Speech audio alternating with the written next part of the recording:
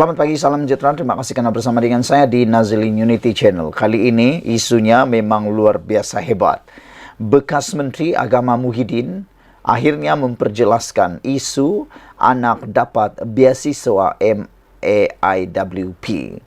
Saudara-saudara sekalian, baru-baru ini tular di media sosial apabila ada dakwaan kononnya bekas Menteri Agama Muhyiddin didakwa memperoleh dapat beasiswa MAIWP. Kalau itu benar, itu membuatkan netizen tertanya-tanya. Kenapa anak menteri dapat beasiswa? Kenapa anak orang yang berada boleh dapat beasiswa? Sedangkan orang yang tak berkemampuan masih tak dapat beasiswa, kata mereka. Namun, lihat dulu ini penjelasan daripada bekas Menteri Agama Muhyiddin tentang isu anak beliau dapat beasiswa MAIWP tersebut. Isu anak kepada bekas Menteri di Jabatan Perdana Menteri Hal Ehwal Agama, Datuk Dr. Zulkifli Muhammad Al-Bakri yang memperoleh beasiswa pendidikan melalui Majlis Agama Islam Wilayah Persekutuan MAIWP nampaknya masih belum reda lagi. Menerusi ucapan terbaru Dr. Zulkifli hari ini, beliau telah menjawab salah faham salah seorang pemilik media sosial apabila mempertikaikan perolehan beasiswa terbabit terhadap anak lelaki beliau, Abdul Syakur Zulkifli, ke luar negara. Pertikaian tersebut berlaku apabila ada pemilik media sosial yang mempersoalkan beasiswa penuh yang diperolehi itu adalah daripada pembayar zakat dan menyatakan bekas anak mufti wilayah persekutuan itu tidak layak untuk memperolehinya kerana kedudukannya. Ramai juga yang menyatakan tindakan Dr. Zulkifli yang menayangkan beberapa gambar dia bersama anaknya ketika di lapangan terbang, ketika menghantar anaknya ke Jordan untuk belajar, adalah tidak patut dan sengaja dibuat-buat. Kalau dia tidak lantik juru gambar dan meletakkan gambar di media sosialnya, tiada orang pun tahu anak dia dapat beasiswa penuh daripada pembayar zakat, jelas seorang wanita di Twitternya. Namun, Dr. Zulkifli tampil menjawab dakwaan tersebut dengan ucapan menjelaskan beliau tidak melantik mana-mana juru gambar untuk tujuan tersebut kerana telah mempunyai pasukan medianya sendiri, kata beliau lagi. Saya tidak lantik juru foto semata-mata untuk tujuan berkenan. Saya memang ada juru foto, ada tim media yang sentiasa ikut saya ke mana-mana. Saya jelaskan baik-baik di thread sebelum ini. Tapi nampaknya saudari masih tidak dapat terima beberapa salah faham saudari. Wajar untuk saya war-warkan di media sosial sebagai kempen kepada pembayar zakat, pusat zakat di samping menolak sangkaan yang mungkin keluar bila saya diam-diam dan diketahui kemudian hari ciapnya lagi.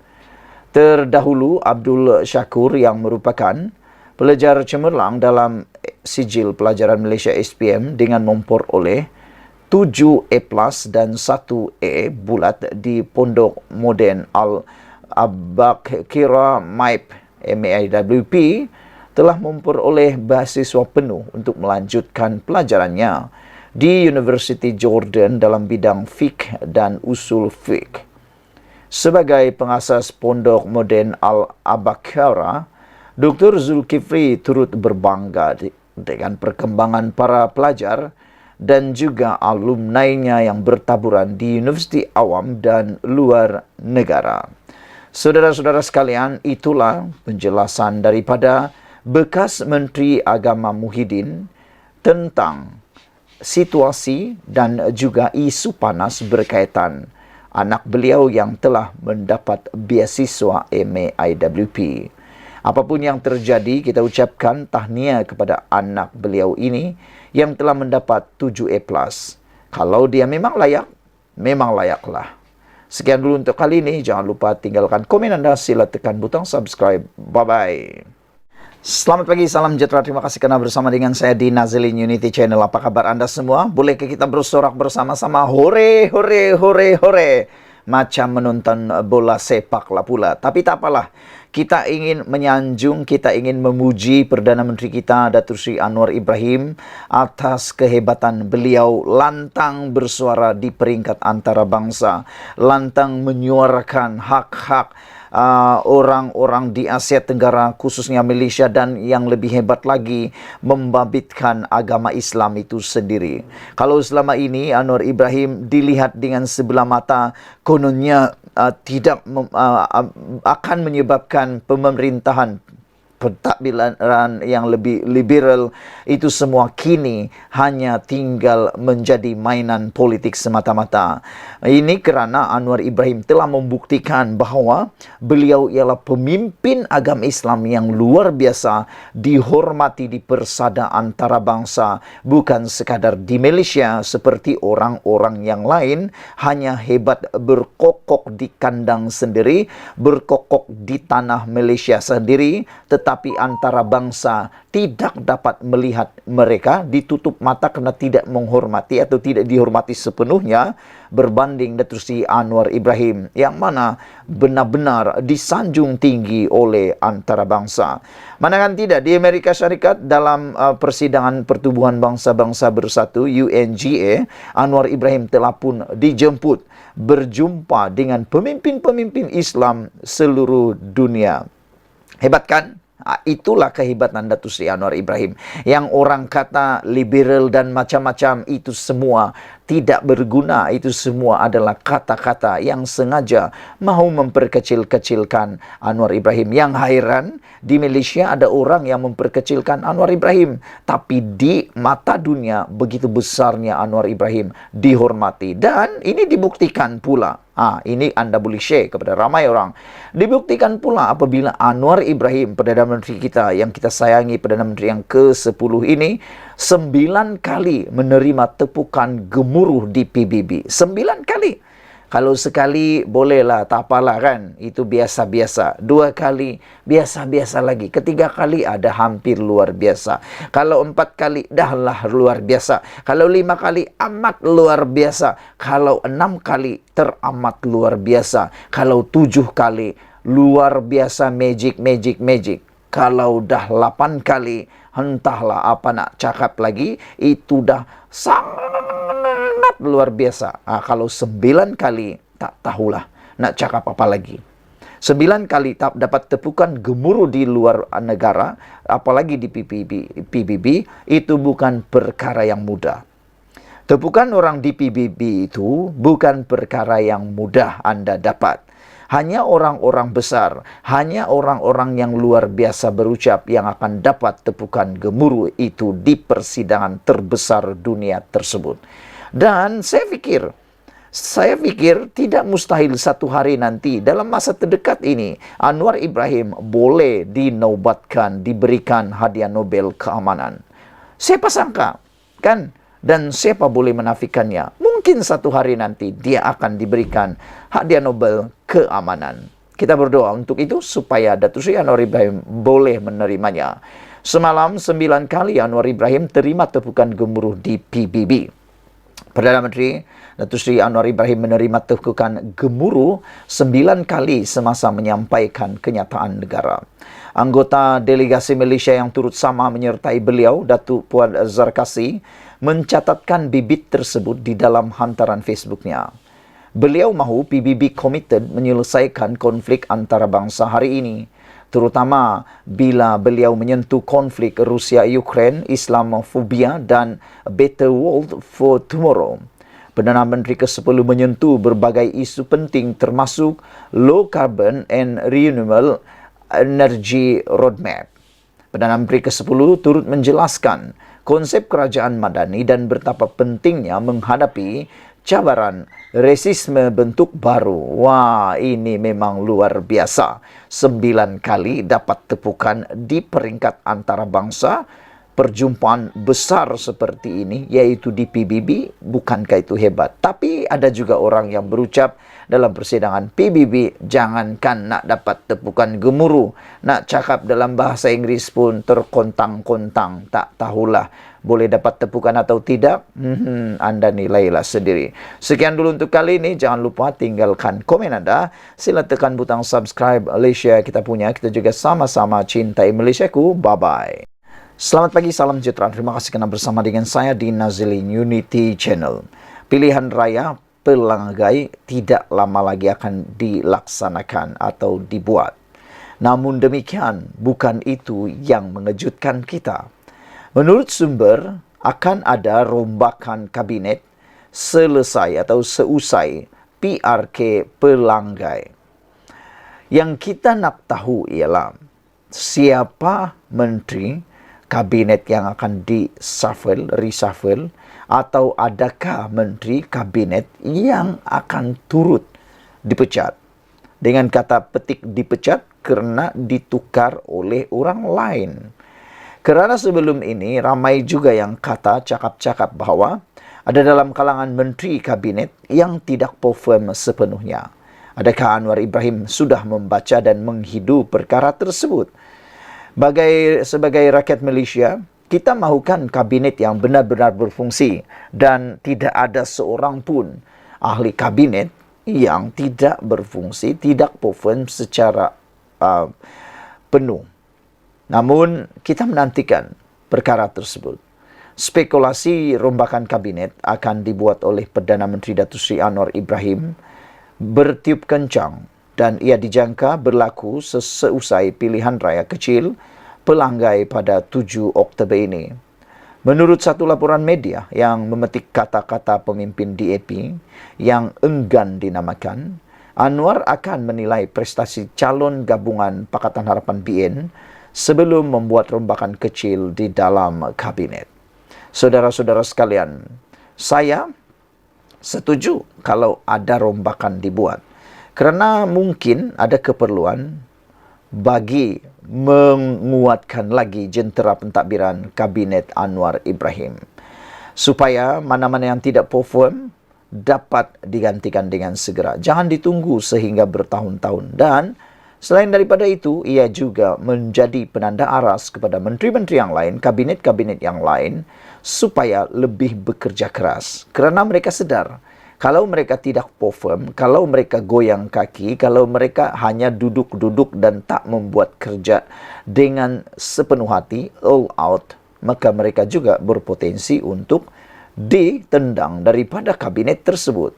Tindakan ini sebenarnya satu tindakan yang amat bijak daripada Anwar Ibrahim, supaya ia memberikan isyarat jelas kepada semua menteri, ahli kabinet, KSU maupun ketua-ketua yang besar di mana-mana kementerian, supaya mereka alert dengan isyarat bahawa kalau tak perform, lebih baik tinggalkan jawatan tersebut. Itu isyarat yang mungkin ingin disampaikan jelas oleh Datuk Seri Anwar Ibrahim. Apa pendapat anda semua? Adakah anda juga sependapat dengan saya untuk berfikir secara positif seperti itu? Menurut sumber ini, usaha rombakan ini tidak dapat dielakkan. Sementara itu, satu lagi laporan memetik sumber Jabatan Perdana Menteri berkata, rombakan akan termasuk penukaran ketua-ketua setiausaha di beberapa kementerian. Dengan selesainya pilihan raya negeri PRN di 6 negeri, kerajaan terus stabil berbanding propaganda dicanang Perikatan Nasional PN. Ini termasuk dukungan Sabah dan Sarawak terus kukuh. Perdana Menteri kini fokus kepada kerajaan untuk berfungsi melaksanakan dasar-dasar utama seperti RMK 12, Bajet 2024 pada Oktober, Polisi Tenaga dan Kos Sara Hidup. Oleh demikian, Anwar akan melakukan rombakan kabinet, KSU, anggota birokrasi, kaki tangan awam, bahkan pejabat beliau sendiri, kata sumber tersebut. Sumber tersebut juga menambah rombakan dan akan dilakukan Anwar bagi memperkemaskan penambahbaikan dalam usaha komunikasi kerajaan. Misalnya, jentera bahan atau penerangan dilihat tertinggal berbanding Perikatan Nasional. Proses rombakan mesti disusunkan akan dilaksanakan dalam masa terdekat, kata beliau lagi. Saudara-saudara sekalian, sekali lagi saya nak minta pendapat anda semua. Apa pendapat kamu kalau rombakan ini dibuat dengan segera? Adakah anda juga berpendapat sama dengan saya supaya ianya menjadi lebih hebat, jentera lebih kuat, dan kita akan menikmati kesan positif tersebut? Sekian dulu untuk kali ini. Jangan lupa tinggalkan komen anda. Sila tekan butang subscribe. Malaysia kita punya, kita juga sama-sama cintai Malaysiaku. Bye-bye. Selamat pagi, salam sejahtera. Terima kasih kerana bersama dengan saya di Nazilin Unity Channel. Apa kabar semua? Anda pasti akan menyukai konten yang satu ini. Ini adalah tentang kemenangan besar yang kita tunggu-tunggu, penafian besar yang kita tunggu-tunggu, keputusan besar yang kita tunggu-tunggu daripada Anwar Ibrahim. Ini apabila seringkali Anwar Ibrahim dihina, dicaci, dimaki, bahkan dikaitkan dengan serangan yang paling jijik sekali, yaitu LGBT. Kali ini Anwar Ibrahim memberikan jawapan mutlak yang paling kita tunggu-tunggu. Bukan disampaikan sekadar di televisyen Malaysia, di media Malaysia, di media sosial Malaysia, bukan saja disampaikan dalam negara Malaysia, tetapi di antara bangsa, yaitu di Amerika Syarikat, bahkan melalui CNN. Jadi akhirnya orang yang cuba menghina, yang cuba mengeji, yang cuba mempertikai Anwar Ibrahim berkaitan dengan LGBT, lepas ini mereka pasti akan meroyan yang tak sudah. Kerana terbukti Anwar Ibrahim melalui temu bual dan wawancara di Amerika Serikat yang disiarkan di CNN, Anwar Ibrahim tidak mengiktiraf LGBT. Kalau lepas ini ada lagi yang kata-kata kononnya dia mengiktiraf atau melindungi dan sebagainya, itu satu tindakan fitnah dan satu pembohongan yang luar biasa dan bolehlah dianggap melakukan dosa yang besar. Kerana Anwar Ibrahim kata dia tidak mengiktiraf LGBT, namun dia katakan elak berikan gangguan terhadap mereka. Perdana Menteri Datuk Seri Anwar Ibrahim menegaskan bahawa golongan LGBT tidak akan sama sekali diiktiraf di bumi Malaysia.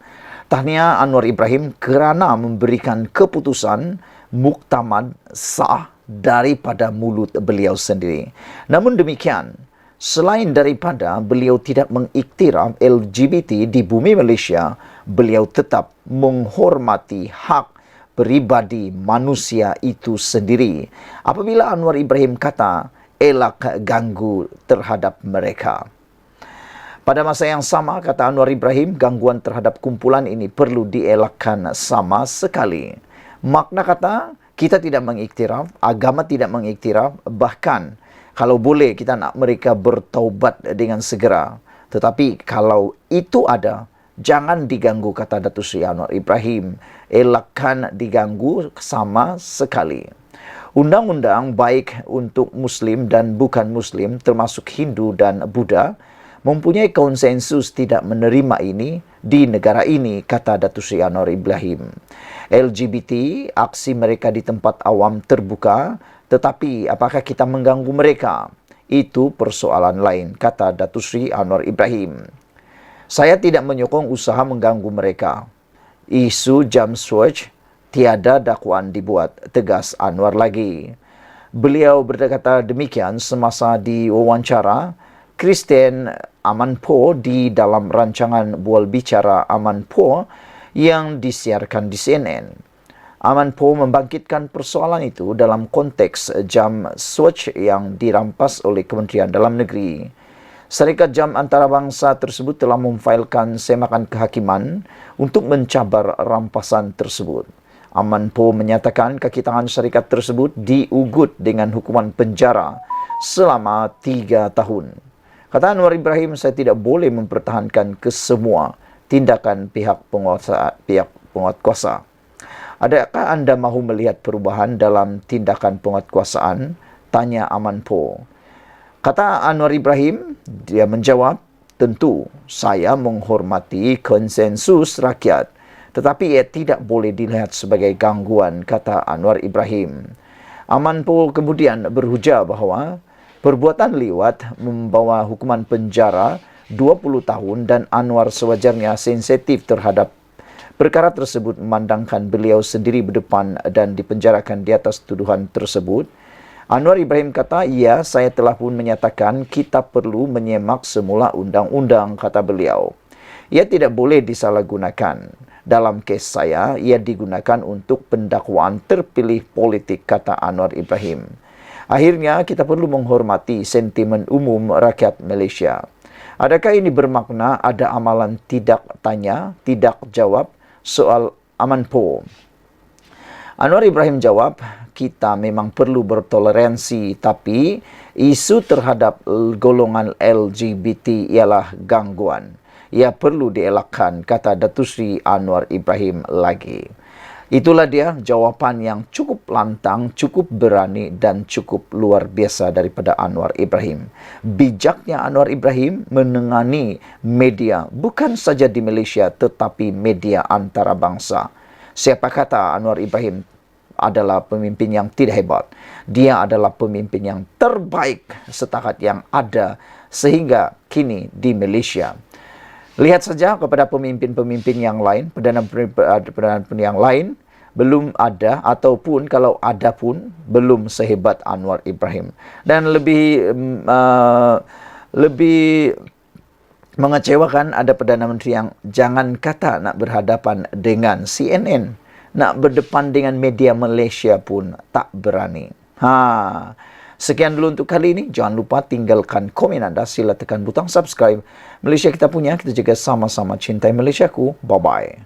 Selamat datang, salam sejahtera. Terima kasih kerana akan bersama dengan saya di Nazlin Unity Channel. Ini isu yang paling hangat dan paling menarik sekali sepanjang hari ini. Pertama sekali ialah apabila Anwar mengatakan reformasi tidak mati.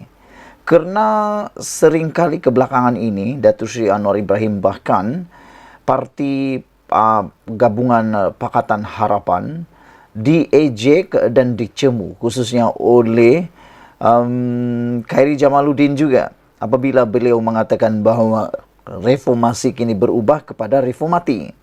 Namun demikian, yang menghairankan analisis politik dan juga akar umbi Pakatan Harapan ialah mereka bertanya sejauh mana Khairi Jamaluddin memahami reformasi yang dibawa oleh Parti Pakatan Harapan. Kenapa tiba-tiba Khairi Jamaluddin bercakap tentang reformasi, kata mereka. Apa hak Khairi Jamaluddin untuk bercakap tentang reformasi, kata mereka lagi.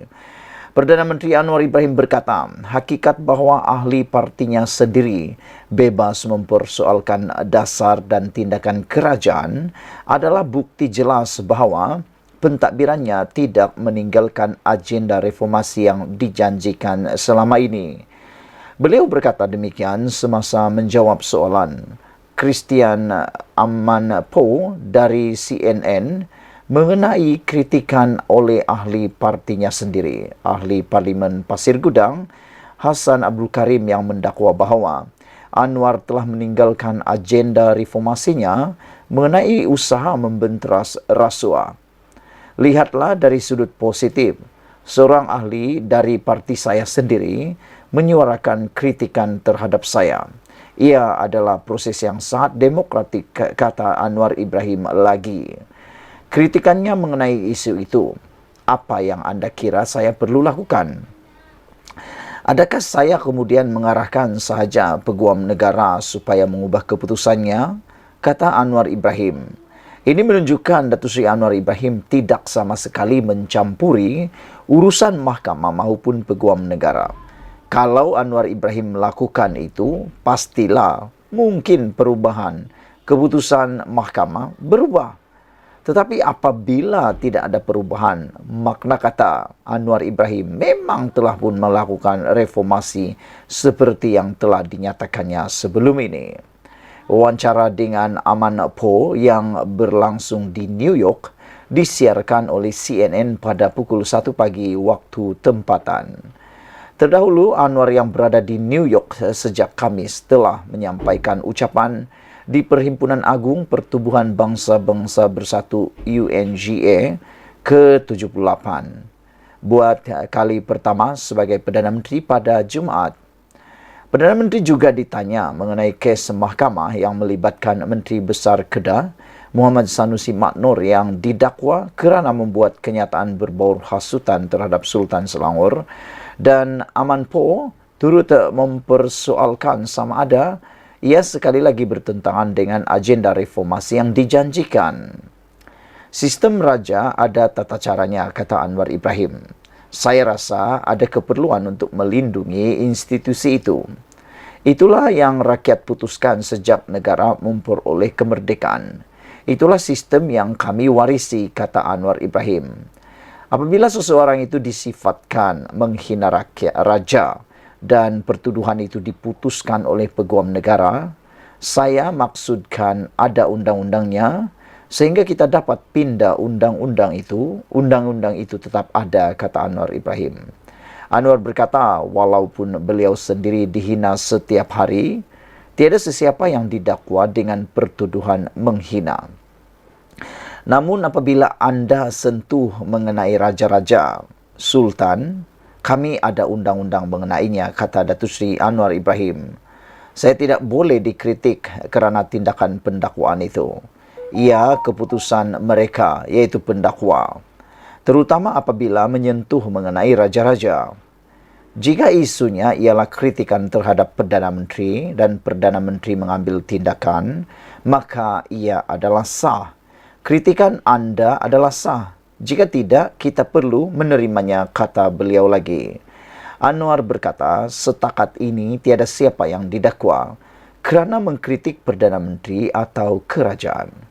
Mengenai tindakan kerajaan yang melarang penerbitan yang berkaitan dengan lesbian, gay, biseksual, transgender, bahkan queer dan sebagainya, iaitu LGBTQ+, seperti isu rampasan jam tangan Swatch oleh Kementerian Dalam Negeri baru-baru ini, Anwar berkata konsensus ramai mesti dihormati. Saya tidak akan mempertahankan tindakan itu, tetapi ia undang-undang, kata Datuk Seri Anwar Ibrahim. Orang Islam, begitu juga orang bukan Islam, sama ada Kristian atau Hindu atau Buddha, ada kata sepakat dalam negara mengenainya. Mereka tidak menerima ini, iaitu LGBTQ. Tetapi adakah kita kemudiannya ganggu mereka, kata Anwar Ibrahim. Itu perkara lain. Saya tidak bersetuju sekiranya ada antara mereka yang diganggu tanpa tambah Anwar Ibrahim lagi. Sekian dulu untuk kali ini. Jangan lupa tinggalkan komen anda. Sila tekan butang subscribe. Malaysia kita punya, kita juga sama-sama cintai Malaysiaku. Bye-bye.